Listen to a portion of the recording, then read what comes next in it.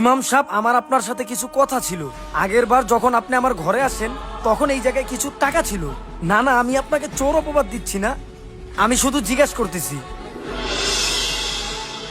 কি হলো, আপনি কথা বলতেছেন না যে?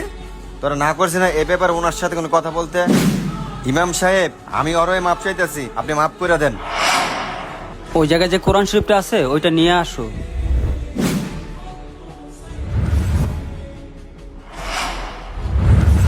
টাকাটা বিছনায় পড়েছিল, আমি উঠাইয়া কোরআন শরীফের ভিতর রেখে দিয়েছি। আমি চিন্তা করছিলাম তোমরা তো প্রতিদিনই কোরআন শরীফ পড়বা আর টাকাটাও পেয়ে যাবা।